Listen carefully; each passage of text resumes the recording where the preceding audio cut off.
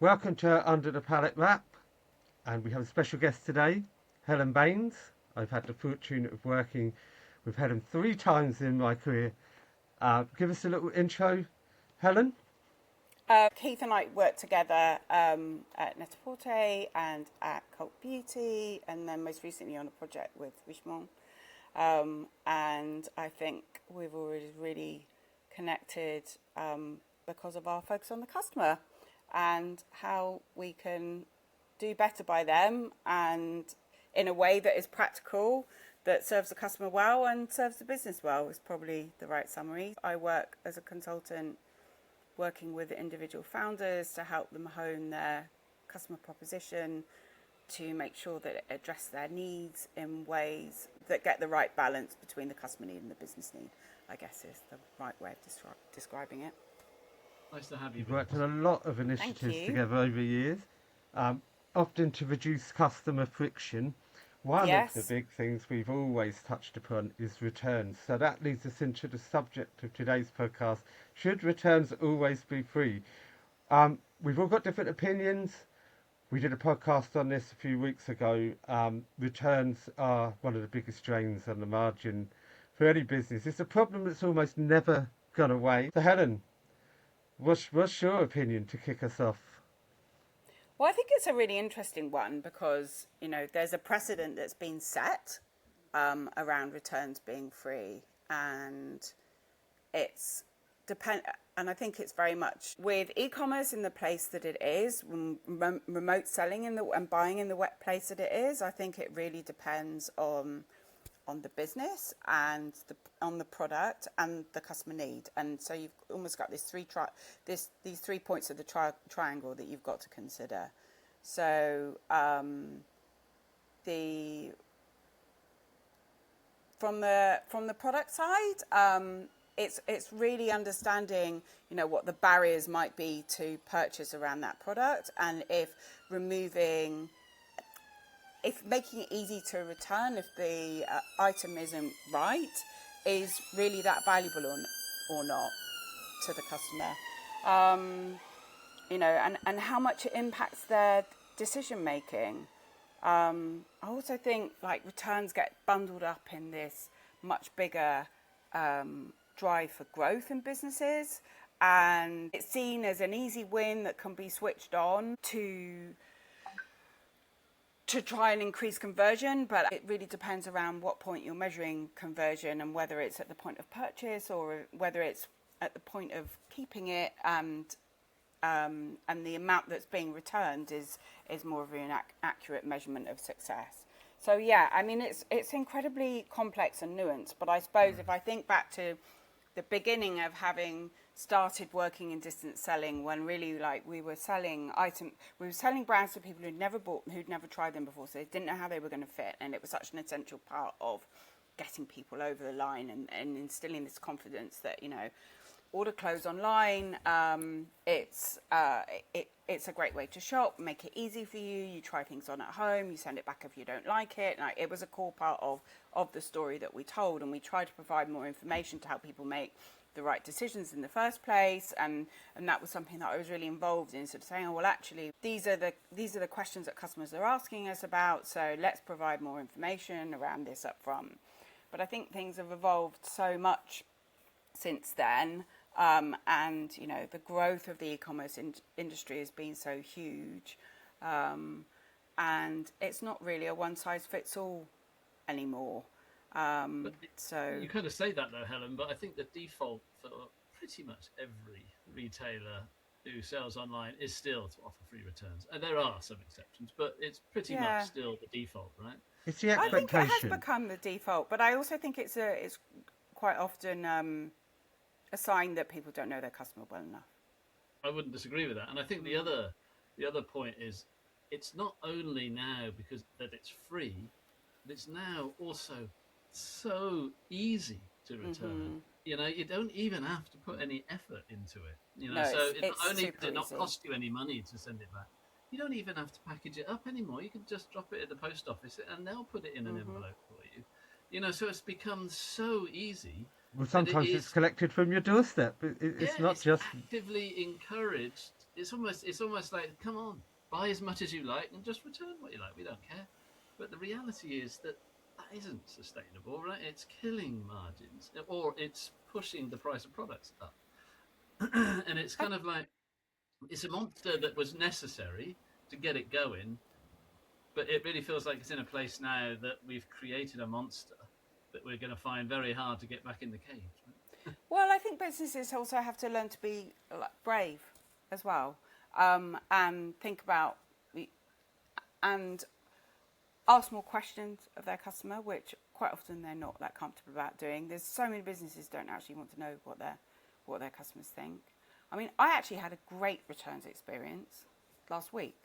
I ordered from a high street brand, an American brand that I'd not ordered from before, for my son. I ordered completely the wrong size, even though I referred to the measurement chart and I tried measuring for him. The joys of having a teenage son who's growing like grass, who doesn't really know what he wants to wear, but needs a new pair of shorts. And so I was like, right, and I made all the wrong decisions. The t-shirts were too big. Everything was too big, basically. And so I went on to look at how I could return. And actually, their online returns was really good. And and it asked for a lot of information. There were even 3 points of feedback that it took you through for each item, which was really interesting. But online wasn't the only way that you could return. And in fact, if you were going to return like through post, you were going to have to pay for it. You could also return in store. And in fact, what they incentivized you to do was that the free return option was to make you to take it back into store. And in the end, I was like, right, come on, we're going to go to town and we're going to do this in town, because otherwise I'm going to be back in this cycle, and I don't particularly want to be dealing with a box of stuff, and I don't want to order another load of stuff that is not going to work, because actually that's quite inconvenient too. So we went to town and we took everything back in town, and we found the right sizes, and we bought what we needed, and that was all done.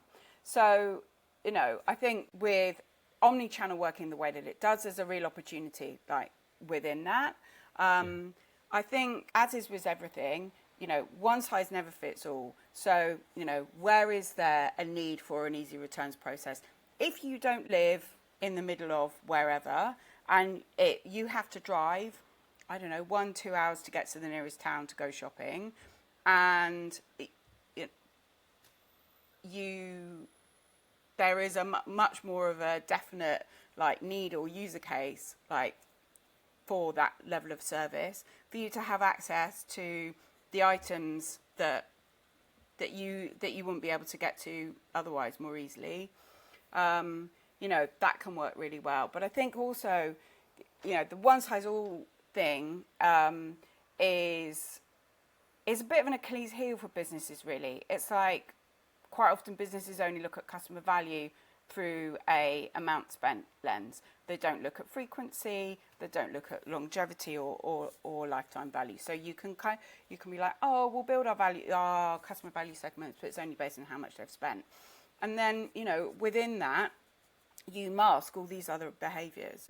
And the same would be for returns. Like, if you are not looking at the spread of there will be a cohort of customers who don't return at all, as they always are. They may be tied to a geographical destination, but equally you've probably got a small cohort of customers who are messing it up for everybody and are the serial returners and are constantly ordering 12 things and returning 12 things, and you've almost built this habit with them. So I think in many ways it's about trying to understand, okay, where are the valuable behaviours and why do they exist, and what can we do to encourage more of those, and which are the behaviours that we don't want to encourage because they're our problem children and they're creating operational issues, eroding margin, all the rest of it through those behaviours, and how can you tackle those?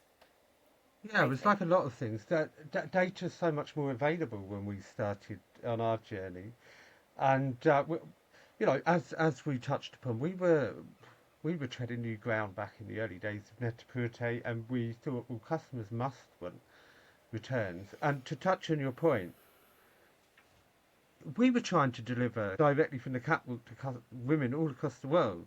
Yeah. So the very premise that we were making it easy was part of what we were trying to achieve.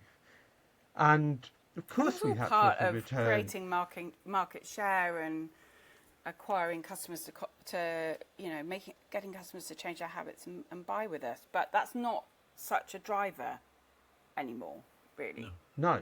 So what changed? I like your point about looking at the data properly. There's always outliers. To just look at flat data and not break it down, the average customer might return two items a year. But when you've got repeat returners, you've got the geographical element. How do you factor those nuances into a returns policy realistically? How do you deal with the problem cases? Is it a policy thing? Is it a systems thing? How would you say that's being addressed? Well, I suppose that's the difficulty, isn't it? The process has got to be the one size fits all, but then it's about how you manage the exceptions within. You could build it into your policy that, if you return over a certain level, you'll need to pay for it, whether it's value, quantity, what have you. I mean, a smart business could build it into its loyalty program if it's got you can encourage behaviors and you can discourage other behaviors. Incentivize. Yeah. That's the word I was looking for. That's exactly the word I was looking for. But it's lifting the lid in the first place. It'll be a really interesting piece of work to do, actually. It's almost like reverse segmentation. Yeah, I think you've really kind of touched on a really critical point for businesses to do is firstly, they need to look at their data because you can't treat every customer the same. No. You can have a policy, you can have an approach, but you do need to analyze that data. And let's face it, we've got all the tools we'll ever need to be able to get real insight into each of your customers. They can be categorized by the way that they behave. And you need some policies to sort that out. But then what I really was quite liked was this gaining feedback. So, if customers want to return, asking them some questions about why. So it builds up you a more in-depth database as to what's driving that, which can then drive better solutions or better policies to make returns more nuanced. Etc. And I think we can get into what are the various different things you can offer a customer. But is it simply that when someone presses "I want to return," that they just have to fill out a questionnaire? Is that the right way to do it, or how would you approach that to get that much more nuanced insight? Yes, definitely. And I think a lot of businesses now have some kind of online returns portal where you can go into your order, you select the item that you want to return, and you give a reason. And that was something we implemented really early on at Net-a-Porter, so that was one of my projects. Just from a purely operational level, we had a customer care team it was like 70% of our workload was dealing with returns requests, which was a complete waste of everybody's time and horrendously boring, frankly. There was definite concerns that at that point, I remember there was a very definite conversation around, were we just making it too easy for people to return by not making them having to write in and request? However, we were at that point, which was a long time ago now. People were emailing into requests, but we then really wouldn't have any visibility on the data or the reasons or what have you. Or you'd then have to, in the response, if they didn't say why they're returning, you might ask, but the chances are they wouldn't return to you. So it was very it was the very beginnings of the process. I think if you want to capture that kind of level of insight from your customers, you have to make it easy, because otherwise people won't share it or respond it. So the best way to do it is to build it into your returns process online. So I want to return this item. Please can you tell us why? Drop down reason. Then you can ask. So in this instance of this return that I was doing last week, I think there was a level 1 reason, and then you had to give almost like a level 2 reason, and then there was a free form text box which was like, is there anything else you'd like to share with us about why you're returning this item? So actually, for me, it was very simple, because it was like, I picked completely the wrong sizes for my son. But, you know, for someone else, it might be, well, I normally buy this size from you, and I've been buying this size for years, but, you know, this doesn't fit me this time. And of course, I suppose what's difficult about all of this is, you know, capturing the insights is valuable, but there's always going to be a level of subjectivity, especially if you go down to the qualitative insight level. But on the other hand, if you don't ask for the qualitative, you can miss quite a lot just by getting the bog standard responses. So you could be just missing that gem. Exactly. I'm working on one right now. I'm working on implementing returns portal. There is a question around the right amount of information, because returns are very costly, and too much information that you don't know what to do with it. So where is the balance? Test and learn. What do you do with the data when you get it? Like, what That's do you the do other with thing. that It's data? all very You have to well make capturing decisions. the data. If nobody's analysing it, then, you know, it's all kind of a waste of everyone's time. So you do have to make it. It has to be an overarching. You know, if you're going to do it and really get the value from it, you have to commit to it. Yeah. And It has to allocate the direct you to resource the to root it. cause. Otherwise, it's more and more speculation and more Indeed. generic decisions. My mind can't help but just flip back to last week's episode, Keith, where, like, if you're gathering all this data, you know, with tools that AI can offer, you know, you can augment with your AI, and it can give you a huge amount of insight by just dumping that information into an AI and asking it to summarize it for you, right? I mean, That it is isn't true. hard. So it's pretty unforgivable for a business to capture all that data and do nothing with it, or at least not even analyze it. I mean, I think you can't help people if they can't even get around to doing that. So I think it's pretty inexcusable of people these days to say, oh, well, we just don't really have time to go through the data. It's like, yeah, you do. Is it unrealistic to start having people qualify or fall into different categories of customer that says these customers very rarely return, so if they do, they can have it for free? You return 50% of what you buy. You've gone past your quota. You now have to pay. You know, are some of those things really? Because, you know, the systems and AI could categorize all your customers that way. You could communicate it. You know, is that a realistic prospect in your mind, or is that just going to encourage customers to go shop elsewhere? No, I think it's. I think it should be really realistic, and I think ultimately it's the key with customers is always how you communicate it. And so in terms of how it lands and how you can encourage those behaviours, I think one of the reasons why people shy away from managing like high returners is the backlash that it can cause. It can, you know, people can become very public about how they feel about a business these days, as we all know, media, and you know, and there's a reputational damage that can occur through not handling that in the right way. People can feel like they're being picked out, or you know, if some, and they are. However, you don't necessarily understand if you don't handle it in a way that's sensitive, because you can make assumptions about behaviour. So it might be maybe somebody is disabled and they can only shop from home, so therefore they're ordering a lot. I'm trying to come up with an exception user case, right? So they're ordering a lot, and it's quite a difficult.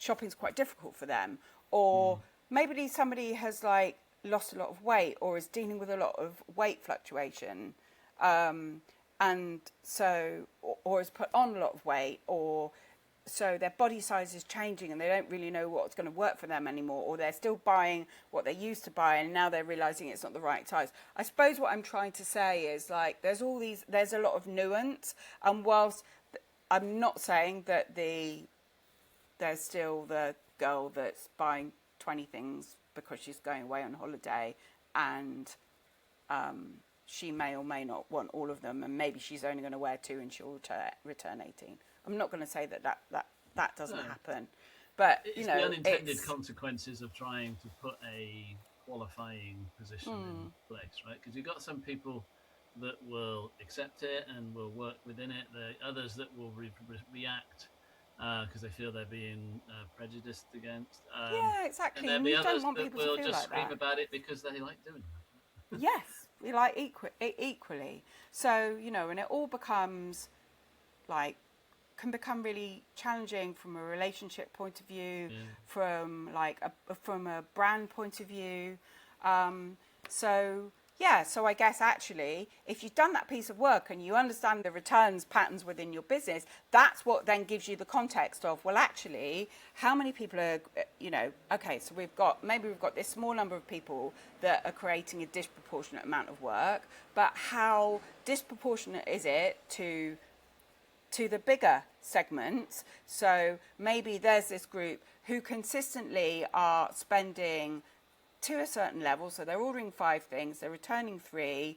Okay, we can see that actually, because they are ordering the 3 things that take them to the free shipping over this amount level, they're doing their I'm going to try this on in the fitting room approach. So I'm going to get undressed to try one thing on. Therefore, I'm going to try those 5 things on that I quite like as well, even though it's this one thing that I really like. But because I'm getting undressed, I'm going to do that. Same kind of psychology for delivery. So I'm going to order this one piece because I really love it. Well, I'll order these other things that I quite like as well. Then I can decide whether I really like them or not, and I'll just send them back. But we talked about incentivization. Yeah, lots of different reasons. We can never truly understand them all. We never truly understand what people are going through, the addictive personalities, etc. There's so many different reasons. Everyone seems to focus on incentivization from a sales perspective, don't they? Mm-hmm. Everything's about driving one end of the supply chain, but not the other. It could be a very subtle way of managing this by having incentivization for the whole customer journey. Yes, so and I think this is where businesses don't look at their customer journey holistically, and this is where it is really challenging, and it's quite often there in terms of how businesses are structured. You quite often get marketing focus sort of really up to, where you get performance marketing, which is all about conversion to, from awareness through to conversion at order stage, and then you've got retention marketing, which is generally about bringing them back in, and then you've got your post-purchase window, which is normally handled by customer care and dealt with by operations, and they are generally speaking, they are not all linked up. Yeah, absolutely. I think I agree with you. Everyone sees the returns in the warehouse as a big pile of unlabeled boxes, so tattered, and you can sense the lack of value. Yes, exactly. It's a money pit, and it's about turning it into an opportunity, isn't it? Absolutely. Should we reward those who don't return instead? So, if you can't really manage the top end because it's such a quagmire, is it then to say, okay, if you're willing to commit to not returning, or if you did need to return that you have to pay, you can have 5% discount. So everybody pays, but then you erode your margin in other ways, right? So I mean, look, it's not. Because if they're not going to return it, then you're never going to have to incur that expense. So take the cost of the return off. They might not buy again. I just think that I think it's too complicated to talk about a silver bullet, though, isn't it? Right? It's not a silver bullet, but it's just another step towards trying to help the process. And the reason I ask that is that, and I can only use myself as an example. And I think I said this in the last podcast.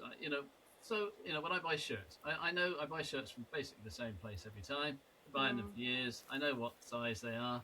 So I'd be very happy to click a button and say, I won't be returning these. And therefore, if they gave me, just a little bit of a discount that says, you won't incur any costs on returns from me. So maybe I should, the little bit of the cost that's in the margin or in the cost of that product to cover the cost of returns, take it out for me because I won't return it, or take out a portion of it. So I think they're still paying. It's Everybody who's returning is still paying, but it's it's in the something I that think you discount. could. again, it's the whole It, picture, isn't it? It's the yeah, whole picture. it could be That works for tested. you, but how many customers does work for, and in the insight you need. It's all about MAV, and it might work for some businesses. Maybe it will work for the likes of Next or Men's Clothing. Well, there's just certain products that people buy and they don't tend to return. And Yes, I don't know. exactly. If it's built into everybody's price, I think that's a little bit unfair. And maybe if you just gave people an option, if you commit to not returning, you can have a slight discount. Might change some behaviours, because ultimately we're trying to slowly but surely move this tanker to people buying a bit more responsibly. And maybe there was an option if you said, I won't return it, or if I do need to return it, I'll pay. I think Therefore, I get a little bit of a discount. I'd be really encouraged to go to that retailer. I think in the right business it could be effective. Yes. I think using, from a But in general, continuous not. improvement perspective, is something you would trial, isn't it? It's something you could trial, and all these Exactly. things are open to test. You don't have to go all out. You could segment your approach and do some research on it. But I think it all amounts to getting into that data and making informed decisions. There is a lot of founders out there that would turn to industry benchmark. I've been asked, what's the general industry benchmark for return? Yeah. Well, you can share that, but that wouldn't be a responsible answer. It's like, ultimately, how many returns are you getting? Let's look at your situation. Let's look at your customer journey. Let's look at what your customers are telling you. And often they don't know what the customer is telling them. And also, there's not a link between the customer facing side and the operational requirements. So the margin could be being bled because they're not getting duty free returns. Operations don't have the visibility. It's a such, people talk of returns, but it really is informed by so many upstream influences and decisions. I think it should be looked at. It should be as focal as anything that's related to profit and loss. I don't think it often is. I think it's often looked at as a convenience and ease addition rather than a driver for commerciality, really. Um, Well, I guess one, it's become such a focal part of offering service, hasn't it? It's yes, been that's that, it. it's seen as a service to the consumer. But yeah, but you're right, Keith.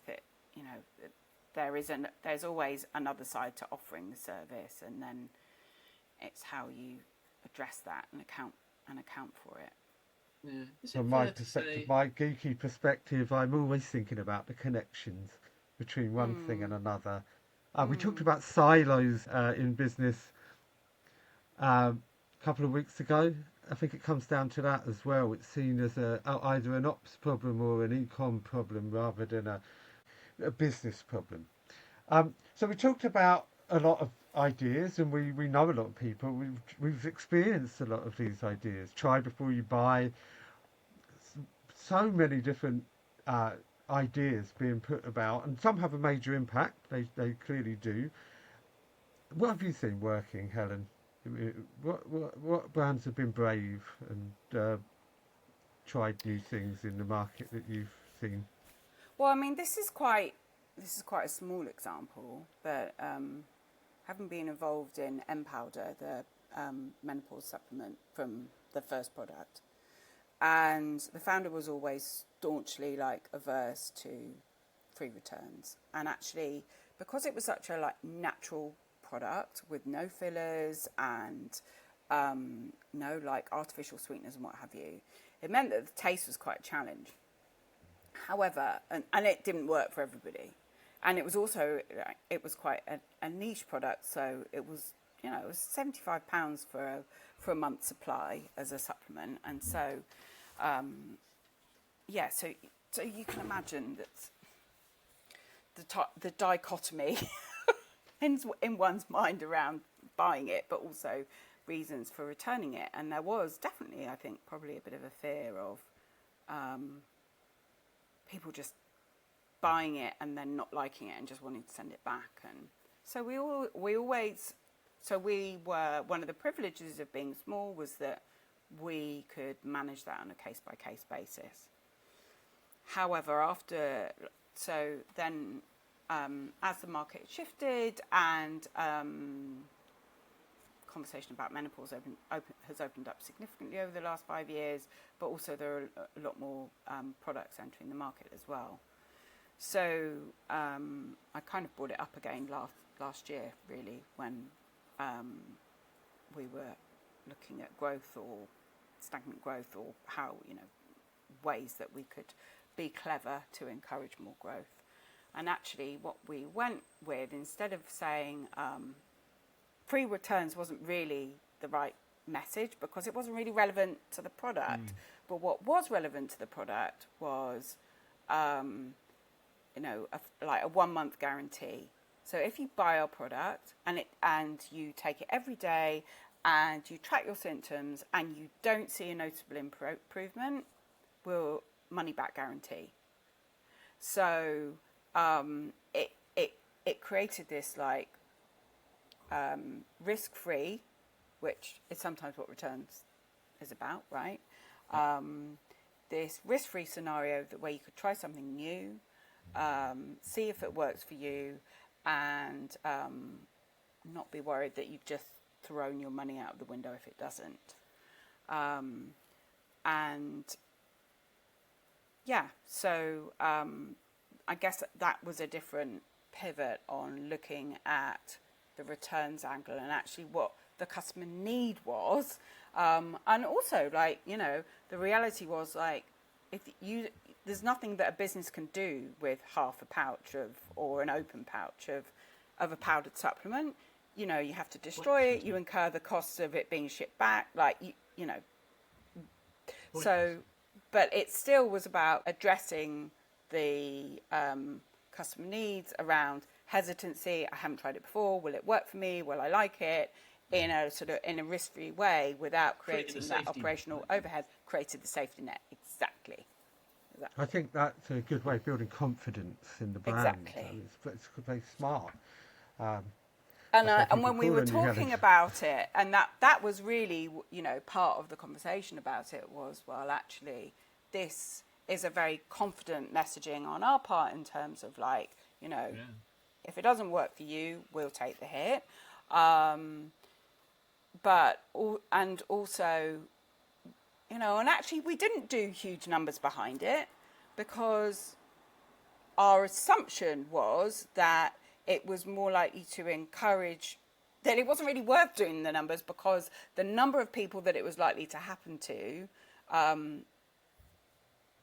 was not likely to be high enough to warrant not doing it. It was actually a very low risk way of testing something new, and then if for some reason, it wasn't really the kind of product that was likely to be massively abused, but you can reverse if you do it in the right way and you do it sensitively. So it sounds like a very sensible approach. You say it's a pointless product to return because it can't be reused. But I guess when you launch that kind of thing, your fear is, especially when it's quite an expensive product, that people will buy it and then they will automatically say, actually, I didn't like it, even if they did. Yeah, exactly. So my question on that is, how easy was it to get your money back? Did they have to fill out and explain, or is it just like, I don't like it, press one button, and then they get it? I think there is a returns portal now, and actually we used to have, there were lots of different scenarios in that business actually. So because we also had a subscription business, which was really positive for retention, but also it meant that if your behaviours changed and you say you were on a 3-month subscription and you weren't taking it every day, you might end up with a glut of and they're quite big, like kilo sachets, so you could end up with a bit of a backlog. So we might have people that had taken it for a really long time and then for some reason have overbought. So then they would contact us about, whether they could return a couple of pouches. But it was all because of the size of the business and we developed this very high touch service proposition through the health concierge. So we always tried to use it as an opportunity for the health concierge to have a conversation like with the end customer to find out actually, was it not working for them anymore? Why wasn't it working for them anymore? Could we offer any other solutions? Maybe they'd be better trying one of our other supplements. So we try to sort of turn that situation into a positive and an opportunity because we didn't want to lose them, and actually because many of the women who were buying from us were feeling really rotten a lot of the time, and we really saw that as an opportunity to have like a high touch conversation and to make sure that they went away feeling good about the overarching experience they'd had with us, even if the reason was that they couldn't stomach the product. So we really just tried to make sure that it wasn't the end of the conversation, it was the beginning of the next one. And even before we started with the 30-day guarantee or what, the sort of risk-free policy, if someone had contacted us going, I can't take this, I can't, because it was quite bitter, especially at the beginning for some people. We would always, even if we were going to offer someone a refund in the end because it just really wasn't working for them, we would always say, we'll give you your money back, but please pass this on to somebody else who, might benefit from it. So, and that's great customer interaction. Right?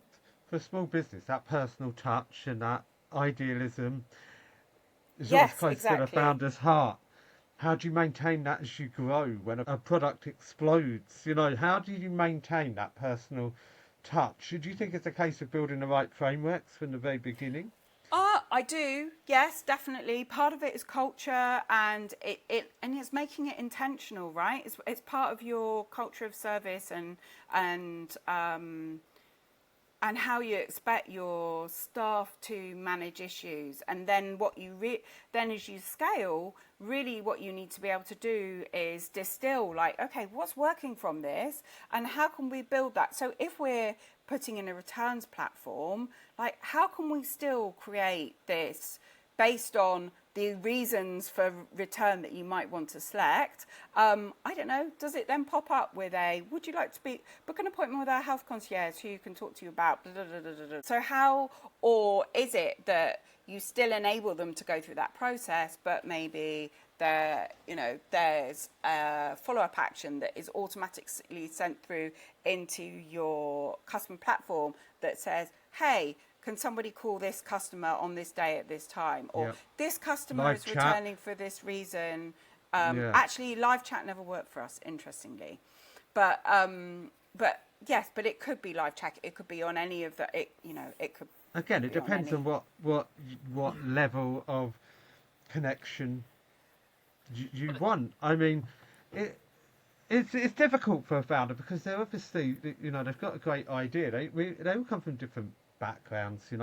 Not everyone comes from an operational or customer service background. So that's where consultants come in, like us. We're there to give them that insight. But when do you think a founder should call for help? Like, when is the right moment? It's a tough one because you're not automatically born with this insight. So when is the signal that maybe your returns procedure is A, eating into your margin, B, not serving its purpose? What are signs that you should look for? Not making any money. Well, yes, it's probably the first sign is going to be around margin erosion and cost, isn't it? That's usually the flag that makes everybody sit up and take notice. And unfortunately, if you've had the foresight to look at your experiences a 360-degree continuous wheel, then you would have avoided that in the first place. Yeah, I don't know if everyone does that in day one. Well, no, we know that they don't, and there are multiple reasons for that. Some of it's experience, some of it is just because of the focus being in a particular way. Not everybody sees everything, and maybe you just haven't got the team around you that join all the dots together. But yeah, The red flag is likely to be cost. Yeah. Can I just jump back to something you said a minute ago? Because I think obviously we've been trying to talk about what things would actually make a difference, and you talked about subscription. And I have to say, as someone who buy a few things on subscription, and I appreciate it doesn't work for every product, doesn't work for clothing and things like that, right? But I think this subscription model is almost kind of a way of talking about what I was suggesting before, that if you're not going to return it, you can buy it for less. Because when you subscribe, right, you don't return generally. When you subscribe, you do get a discount. And what I love about I buy coffee. Yeah, we have that too. And what I love about it is firstly, I get it cheaper. They keep giving me gifts, lovely gifts, which is wonderful. And definitely, definitely works to kind of keep me wanting to do it. But the bit that I really love is how easy it is to pull it forward or push it back. If like you say, because you kind of I'll get me one a month, and it never works quite right. So every now and then I have to go to I need to get 2 this month to give me a bit of a buffer because I keep running out. But it does also say, your shipment is due on, let's say, the 20th of August. But there's a one button where you can just pull it forwards and say, ship it now. And it'll just pull it forwards. And I love all that stuff. And I think that's a fantastic interaction. The subscription service definitely reduces your returns because people are buying it because they want it. But I do think it's a fantastic development in that area. And they really drives that customer loyalty, and because they keep sending us like really nice stuff, that connection, isn't it? Discounted things to make me a loyal customer, and we are so loyal to this business now because we love it. Yeah, I really agree with you on that, and I think it can work really well for certain products. And I think it's you're right. To see how that would work in the fashion industry, but which is the biggest area. Well, because with apparel, some of it's bought based on need, but so much of it is bought based on desire or want, and it's so much. Yeah, it's a highly emotional purchase, which is why there are so many variants in it. Yeah, one of the hardest product types to tackle, really, because it is so inconsistent and there are so many variables, and it's why the return rate for apparel is so comparatively high compared to a lot of other products. And I do think that the big boys in this game, right, have made it really difficult because they can manage that cost of returns within their margin in a better way because they have such scale, right? But I think if you're a small business, trying to emulate that is so expensive and so difficult. But I do also think, as a small business, you have the opportunity to really, as you said, Helen, talk to your customers, create a clear message like, we are different. You're a niche clothing retailer. Maybe you're quite natural cottons or something. You've got to play on what that is. It's like, we don't offer free returns. And do you know why? It's because, we care about the environment and the cost of a return is enormous. Therefore, we want you to try and use all these tools to buy correctly. You've got the opportunity to have a much closer relationship with your customers, so you can have much more of an interaction to get it right. Maybe I'm dreaming a little, but I do think that smaller niche retailers have got a real opportunity to I agree be completely. Different, right? To be different and have a different message. And it's also, it's about being brave and being open about, like, this is who we are. Because also it's also a reason why people buy from them. But, it makes me buy this is the, sure. Yeah, exactly. And there's been such a drive around buy local or, making choices differently and making considered choices. And there are different ways that you can tell your story that can instill the same level of confidence without having free returns. Yeah, I think there's a real need for society, just to get on my soapbox a little bit, to get more into sustainable consumerism, right? You can't 100%. Just buy and chuck. We can't carry on that way. And I think it is the smaller niche companies that can drive a change. I think they're more willing to accept different services from a niche, local, very specific brand that matches their values, right? And I think that there's a big opportunity there for companies to really emulate their values with their customers' values, and therefore drive a different relationship. Yes, Well, indeed. Couldn't agree more. with the upcoming regulatory changes and the customer behaviours that we've seen with pre-loved and a lot of communities being built around resale, and the rise of vintage, etc. The industry's changing again, and it is much more in the conscience. And again, fashion's never boring. Business is never boring. Everybody's got to stay in tune with the customer. I think my takeaway from this discussion is know your customer. It always has been, it 100%. always will be. Speak to your customer, use your data. The answer to the question, should returns always be free? No. What about you two? What's your verdict? Go on, Helen, you're the guest. I You should agree. go next.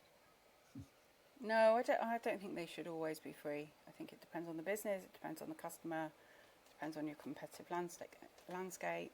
There's so many factors that come into it, but it should not be. It's not as, it should not be a blanket decision. No, and I think one of the things that I'm really taking away from this conversation, you have the ability to collect so much data and insight that will help you create a more positive customer experience. Exactly.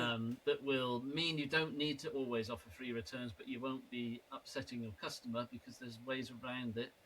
And I think that you made a really important comment, Helen, about companies being brave and being willing to be different. But talk to your customers, ask them, get some feedback and find a nuance that works, that isn't just simply buy what you like, return what you like. I'd add a small closing line to this.